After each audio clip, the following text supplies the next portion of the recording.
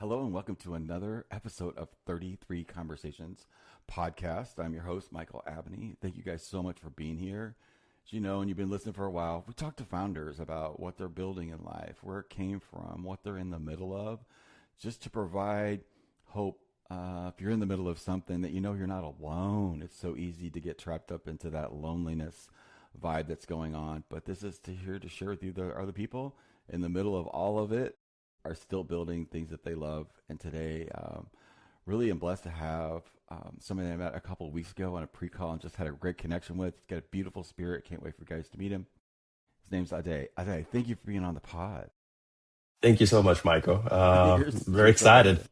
Yeah, me too. Because it's like when we were talking, before I asked you like what you're in the middle of, you founded your company's The Little Things, right? You founded, Yes. yeah. So we just talk about it. So even if you don't know anything about the pod, which nobody's doing because we haven't done it yet, but even the idea of talking about the little things is really it's so needed because Yes. just the simplest of shifts can change an entire day. And that affects everything. Just these little tiny things that people think have no value, they do. So thank you for being here and sharing that today with us. I'm excited to have the conversation and welcome to the pod. All right, let's get started. I know. Like, what are you in the middle of right now? Well, What right now, transformation are you in the middle of? Even though we're in the the big holidays. Yeah. is always transformation. The big thing we're in process right now is really thinking how can we change how we consider homes. I think we every time we talk about homes, I think you cannot avoid looking at the mortgage, the interest rate, and it becomes, is it just a value number? Is my home $1 million? Is my home $2 million? When is it going to go up? Is the mortgage rate going down? And we'd like to change that because I think the things that I remember about home is what about making a home, building a home is the little moments, what it feels like to be in the living room, what it feels like to have, nephews and nieces running around, what it feels like to have people coming back. And I think in many cases, that's been forgotten a little bit. So the big transformation is we're thinking, can we use technology to maybe bring people back to the essence, the idea that we're creating places and spaces that really are going to enrich us and in many ways are gonna sort of be the foundation of who we become and who we are on a day-to-day basis. So growing up, where did this passion for creating this sense of home? Like when you were talking about it, my head just kind of like naturally went to when I was a kid and like our home and like, that was really just a stage. We used to, play and live and I remember as a kid we used to play apartments like in our Right. house, like it's just this weird thought that like had our like why in the hell would kids play apartments? But we literally did. The Yeah, kitchen okay, somebody else, the exactly. restaurant, like it was a stage and a playground. So that's what you brought up. So like what's the draw for you and why you're creating this? Where did this come from? Sure. We're in the technology space. I'm a technologist, but everything that I do is mainly from my foundation experiences. And that really came from, I had a very strong, independent mother who continuously always used to, as a child, you're always looking, seeing what your neighbors have, what your friends have. And there was this, you always want the next thing, the big things. And she really sort of ingrained in me the idea that, no, why don't we just focus on doing the little things step by step? And over time, not only do you grow as a person, but also the results are more magical. You appreciate things more and more. And I found sort of, as we go, as we grow older, it became I need to pass exam, I need to get this degree, I need to work, I need to buy a house, I need to do this. Um, it became more and more I'm losing sort of that sense that the basic foundational thing that I can go back to. I think it's something that a lesson that I learned from her that no matter the sort of like the endeavor that I can go back to if I focus on the basics, the little things, try to do those with care and passion. The results, the big results that I'm seeking will come through. And she was lovely. I mean, she was an amazing homemaker.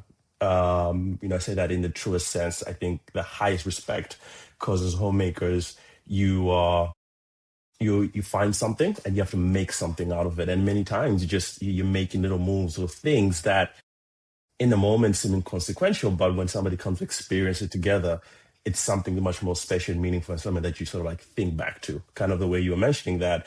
I remember growing up, the home was a stage for me. We're playing apartments with sort of like my cousins, and You played that's apartments what we're doing. too?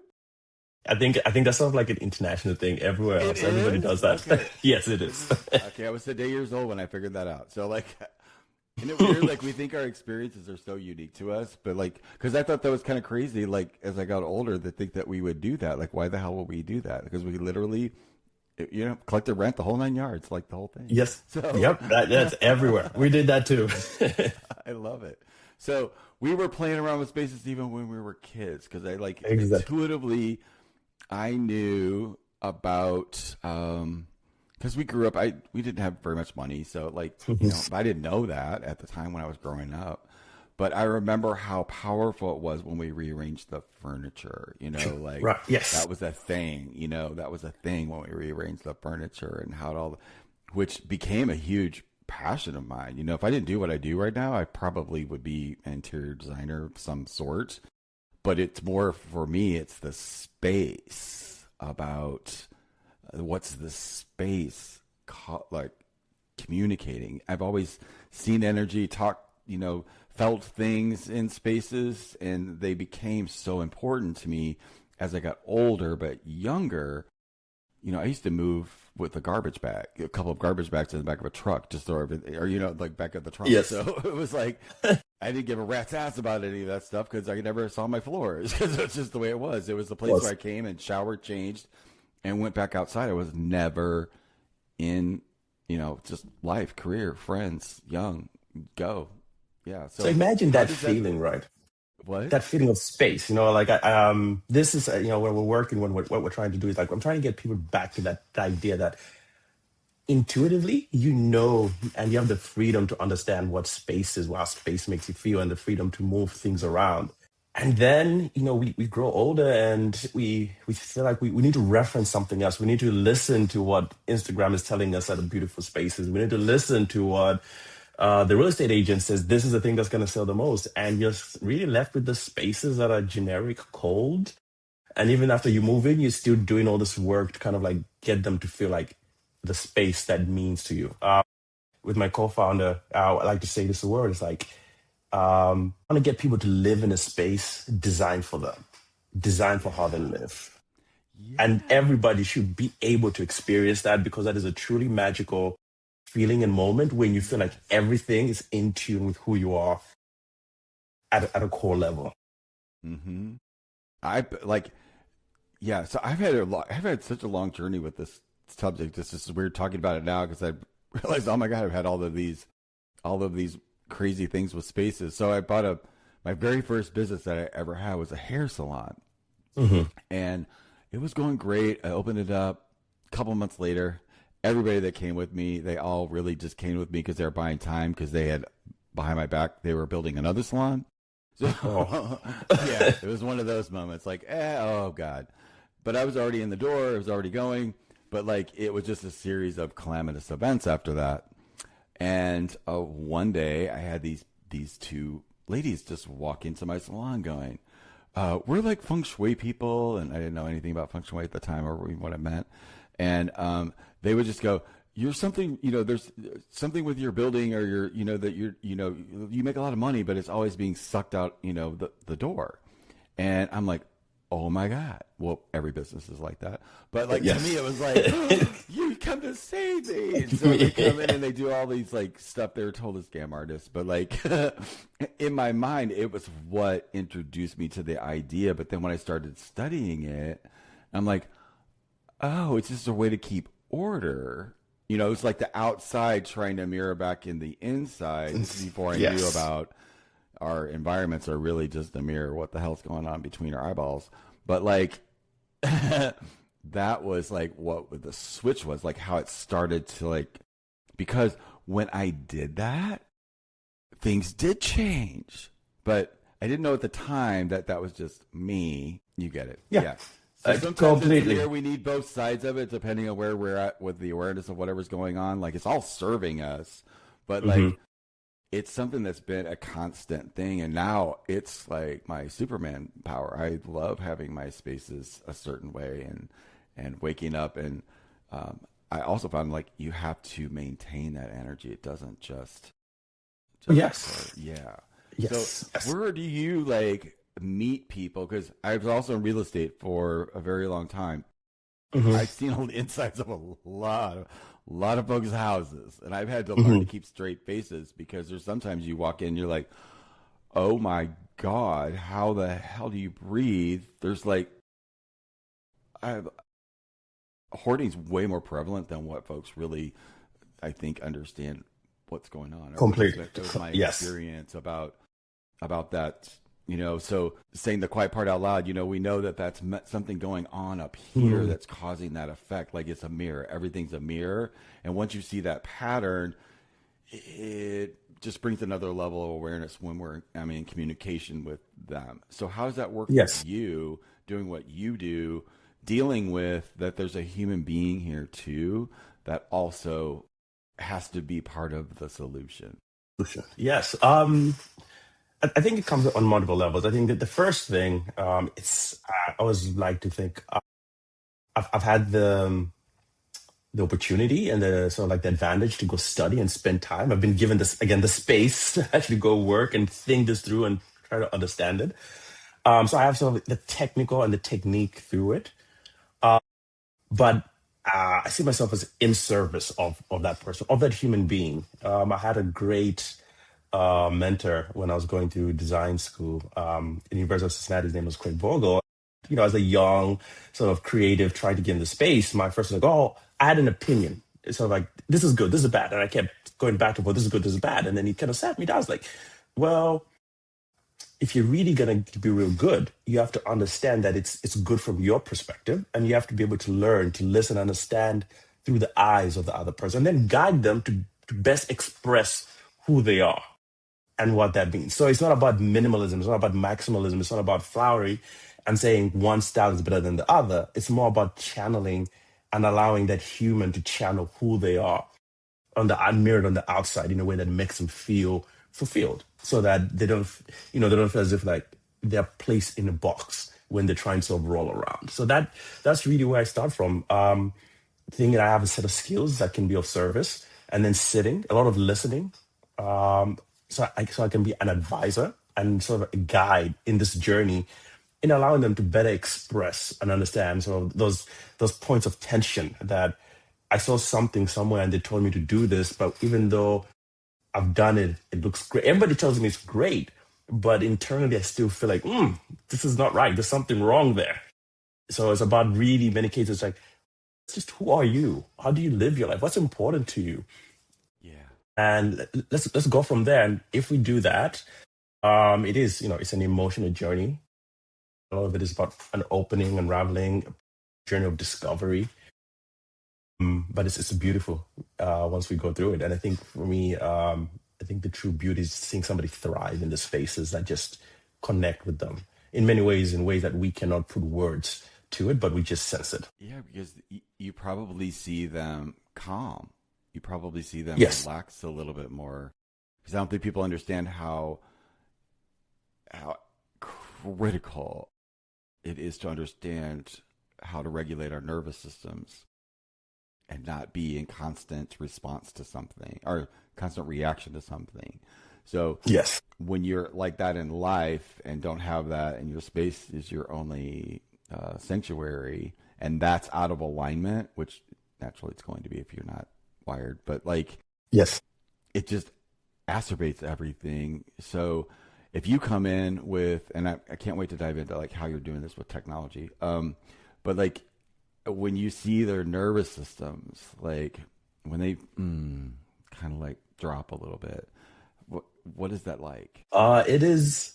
It's heartbreaking. I mean, in many cases, it's heartbreaking. It's a highly emotional. You got. I think to be able to at least the approach that we're trying that we advocate for, you got to be extremely emotive, sort of in tune with humans around you, and that itself is also something that you have to learn sort of to like take on and how to process it, because in many cases At times you don't even understand that's what's going on, right? That it's sort of taking that into yourself. So you also need spaces for yourself to go sort of like recharge so you can actually do the work. But What would I I be think thinking? Like if I was, how would I know that I would even need or know that you had this service? Like how does somebody that's in the middle of it, like who do you help? I'm trying to connect the dots of like who's sitting at home having X problem that you are diving into. Like what's the wiring? yes, and right now, to be honest, unfortunately, it is something that most people don't even know they need, that they don't realize. Mm. So a core focus of right now is we're based in LA. The year started off with, unfortunately, the tragedy with many, many people sort of losing their homes and so like going through the rebuild process. So right It now, wasn't. a Yeah. big a big push for us is like working with those homeowners and trying to help them as they're rebuilding, to rebuilding in a way that's sort of sensitive to their needs. Because just some quick stats. I apologize, from a stat, I'm going to throw this out real quickly. It takes somebody, it could take people up to a year to decide to build a house, just a whole year. And from that point, it may take them another 3 to 6 months to pick the team to help them with just to pick the team. From there, it could take another 4 or 5 months to design it and build it. And from that point, it may take another year to do the actual build. With the fires and the recovery, we're talking about a 2 year period, and we're asking people to compress that in a space of 3 months. It is nerve wracking. It's sort of like a lot of tension. Like one story that we have is one of the homeowners that we helped. She went to sign the contract with a contractor, and it was like, oh, she'd done everything according to sort of like what's been best practices, and she was like, well, she was like, how do you feel? And this lady was like, well, I'm nervous. It's like, what do you mean? It's like, I don't know what I'm getting. You show me some diagrams, you show me some numbers, you're asking me this astronomical number. I know I need a home. I'm gonna pay you, but do I feel connected to this space? No. To me, it's an abstract thing.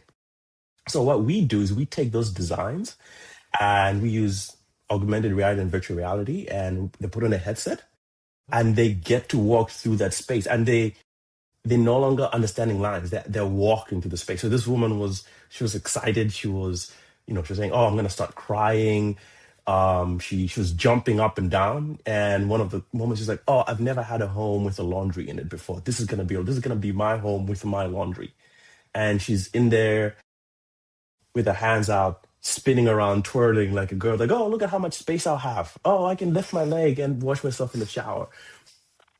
All those things are things that in the typical home building process Never are think of. removed, Yeah. right? Because all we're thinking about is the architect, the fees, the space. At no point that joy that we feel when we move into a space is not there. So that's sort of like how we're helping. So you work with home builders? We work with home builders, contractors, and even directly with Wow, I homeowners, bet they're and so we give this excited as a to see service. you, aren't they? Like once they know what you do. Yes, they are. There's excitement. It's a long process. There's also, unfortunately, as any case is a case where we've always done this before. What do we need it? But we have some great partners out there that we're working with. It's like with everything. Once people get it, they see it. It's completely game changing for them, and It it is engages because it's something different that they can't tactile conversations. do because Yes, of what the nature of what they're selling something that's not there yet. And homes are exactly. experiential, like because people don't buy homes. You know, it's price, condition, and location. I mean, that's the only reason somebody buys. But what makes them say yes is how they feel when they walk in the damn door. Because I've watched it happen a million times. Yes, In fact, I got so good at it, like not, I could walk in the door and we were there for 3 seconds, and I'm like, I'm not wasting my time here. You guys, this is not it, right? And they're like, yeah, no. So we just go like walk out. It's like instead of like spending hours walking around something I that I'm like, was I know instantly because it's like they exactly. don't say anything, but you just feel it.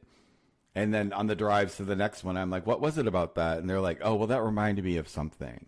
And I'm like, literally, you're basing your of a feeling.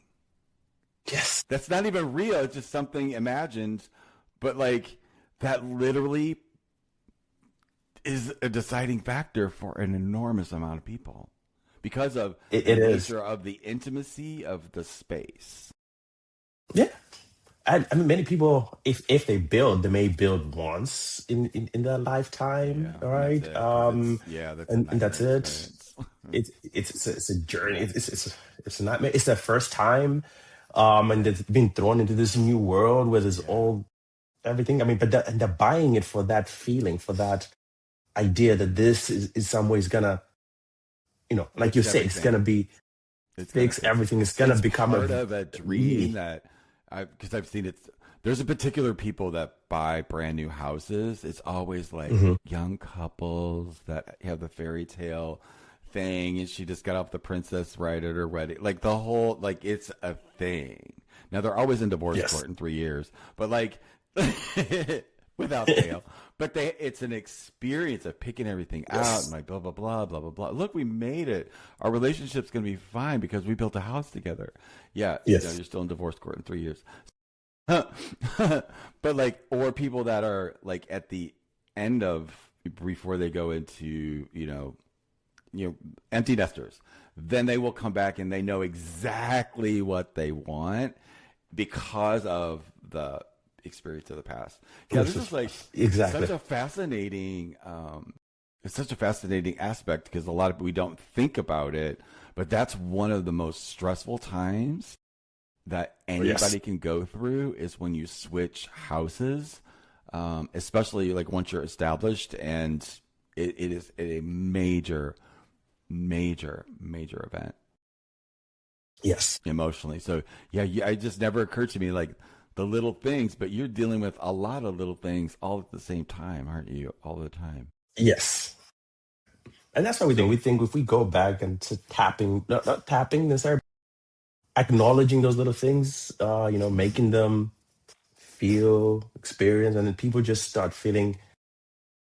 Yes, there's a financial and the structural side that needs to be covered. But I think there's this emotion and experiential side that needs to be tapped into so that we it's bring together because yeah, it's it's important. there anyway. It's there anyway. It's Yes, happening anyway, whether you're acknowledging or not. It's happening. Like it is literally happening with them.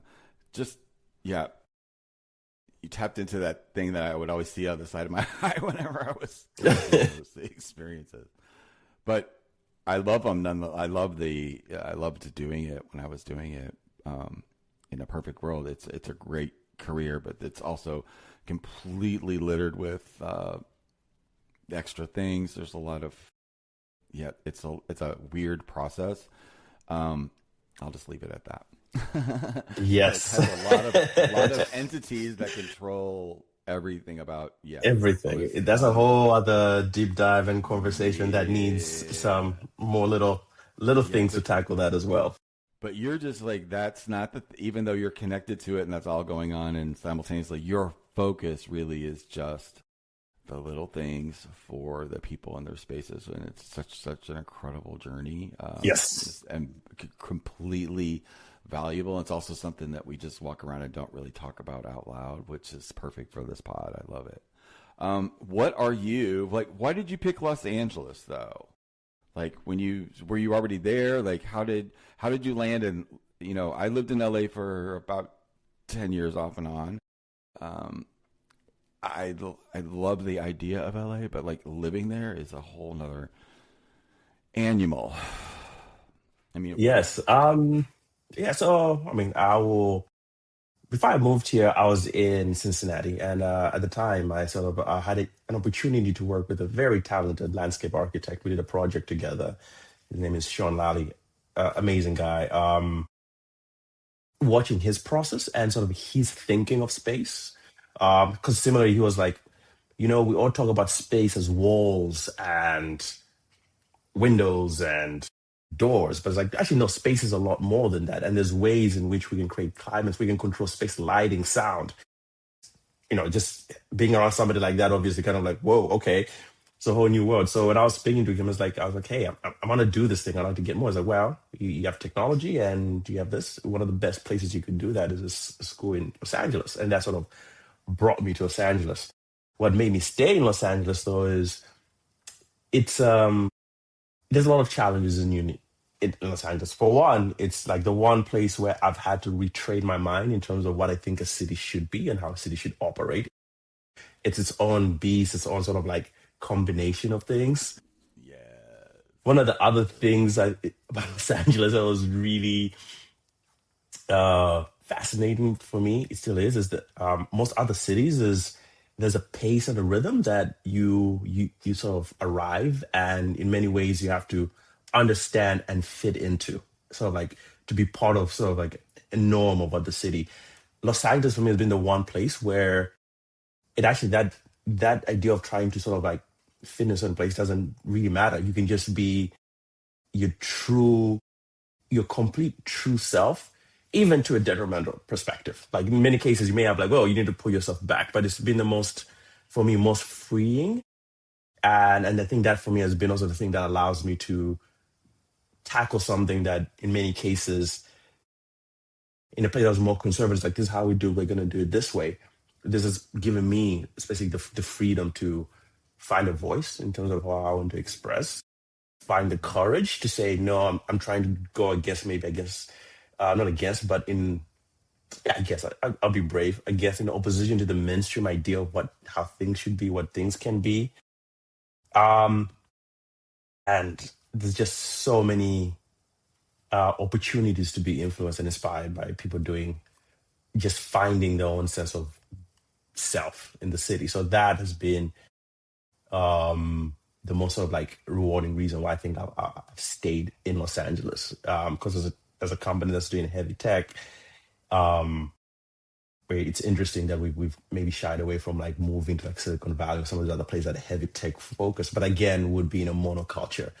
Here, we're continuously confronted with the idea that space means something to so many people in so many different capacities, and we get to Yeah. be an experience that and work with those. Yeah. Yeah, you're right. So I can see that now. What's the spark what's the biggest lesson you learned this year? It seems very simple. It's something that you opened up with in this in this episode when you said being able to trust your vision and trust your truth and staying with it. There's so many voices, and it is extremely difficult to stay honest and stay on the path and not be not to compare yourself with what somebody else is doing, not to compare the Yeah, there you success go. that There you others go. are approaching, or hey, if you just do these things, you could be over here. And again, kind of like back to space, you do it, it just doesn't feel right. And every single time this year when I've listened and tried to maybe, oh, this is what this I should do, the results um have not been exceptional. And every time I've maybe doubled down and said, this is the core, this is what we're meant to do, and this is how we're gonna approach it. Yeah. Even if it doesn't seem what other people would recommend, I feel like the results have been the best. As an example, like one of the things that there's been a push, again from the outside, is like, oh, great idea. You guys should be on TikTok. You should do TikTok. You should do TikTok. You do social media. You should do like you push. You should Yeah. be out there making noise. Yeah. And yes, but For every time we what? try to do that, it gets excitement, but it's like, It doesn't yeah, do for what? anything. For It what? doesn't do anything. I've got your attention for 3 seconds. Okay, great. Now what are we gonna do? Seconds. Nothing happens in Exactly. like that. That is, yeah. Yeah. You tap. That's the thing. That's why I just give like, yeah. I'm not chasing that rabbit. It's quality. People listen. They watch what they watch. They do. We provide value. Those people showed up. Yeah, it's happening. It happens. There's 8 billion Yes. of us here. We all have different interests. I'm not at all interested in having my nervous system jacked like that anymore. Yeah, I'm just not. So, yeah, all about it. So, how do you do that? So, somebody's listening. They're in the middle of, somebody's pulling them this way, somebody's pulling them this way, and they're not really listening to that. What's in the middle of all of us? What's in the center? What do you give them? What kind of advice do you give them to stay the course? Say the course. I think for one, I say give yourself space. Just give your space. Give yourself space to stumble. I think one of the things is being so tightly wound up, so being afraid. Give yourself space. In fact, Yeah. it's very important to give yourself space to fail and fall down, because if you're so worried about that step, that misstep, for one, you're just doing what everybody else is doing. So in essence, you're not doing the thing in many ways, trying to do the transformative of the world. So for one, trust that. I'll also say, unfortunately, I don't have a magic bullet to say that do this one thing and everything will be okay. It's not. I think in many cases it's gonna be, expect that some of the friends and some of the closest advisors will be giving you advice that in many cases is going to be in contradiction to what you believe it should be. There's always a story that when Jeff Bezos wanted to go start Amazon, he was told, "Don't do it. Too old in this career. Don't go do that." Oh, how fortunate we would all be if he did not sort of follow his passions. I think it's okay. And I think places like this, Michael, to be honest, places like this is places where hearing that there's other people sort of like encountering the same challenges and sort of like overcoming, going through them, is great. I think the one thing I will say though is as well is that it's something that you have to go through. I don't think it's something you can go around, you can avoid, unfortunately. It means that you're going to have some tough conversations. But every Yeah. time you do that, it will make you stronger and will help you be Yes. more successful in the Yeah. future.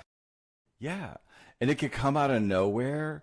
Like yesterday I had something that I thought was going to go down a certain way with an event that I have, and I found out yesterday it couldn't happen that way. It was just they weren't equipped to do it. But I'd already kind of put it out there that this was what was going to happen. But uh, but I took that and I'm like, okay, this can't. But I got presence in my commitment. My commitment was this event because I'm gonna hold presence, and like my theory is that we can regulate our nervous system together, like in a big groups, like in a Hmm. conscious way. Even somebody not connected to it at all, like we could just consciously create experiences to connect with each other in meaningful ways. So it's just kind of like playing around with the weirdness of that, how awkward it is to go up to somebody that you don't know and like get to know them, like hell, we didn't even know each other a month ago. You're amazing. I'm so happy that I get to have these conversations because I know when people listen to them that they get the experience that they know us too. So, yeah, it's getting past these like the little things that we make up that keep us separated. Most of it is all bullshit. And this is like, Yes. it's just so refreshing to go, let's talk about the actual thing that's happening. And we, we're all in this together. At the same time, we don't have to lose our sovereignty as we unite. Unity does not mean that we lose our individual or uniqueness. That's not possible. It just Not so reminds me of not that at show that's all. on that. I don't know if you watch Apple TV, but like there's a show called Pluribus that's delves Oh yes, very I love time. that show. It Oh is my God, it is right? fabulous. Yes. It's that thing. It's like that's what it looks like if we are all kind of like the hive mind. But the reality is we do have a hive mind. We just pretend like we don't because we True. all have these awarenesses that we don't talk about. And it's in these little nuanced spaces that we all have in our lives. And we're here talking about it. So I appreciate this so much. It's been an amazing conversation, and we'll definitely put all of your information so people, if they're in Los Angeles and want to work with you, definitely can. Or just reach out and have a conversation. You're amazing, amazing human. Oh, and So thank you so much, Mike. I mean, when I got the sort of the reach out, I was like, oh, I wasn't too sure, but this has been a sort of like a joyous moment for me to do, and it's also, like you say, just having the opportunity to put words to these feelings and some of those things that have been like wound up inside is actually very freeing, and it's perfect. We're going towards the end of the year. It's in many ways like a recharge for me as I get started, to face 2026. I love it. And people will be hearing this in 2026. Yeah. Fabulous. Yeah. So awesome. Thank you so much. I appreciate it. We'll continue this conversation. But For right now, I want you guys to go out and have a conversation about something that's going on in your life, conversation that may be a little difficult. Just create an intention from your heart and go have an uncomfortable conversation today. Yeah, try that one on. Ooh. We'll see you guys on the next one. Bye, guys. Thank you.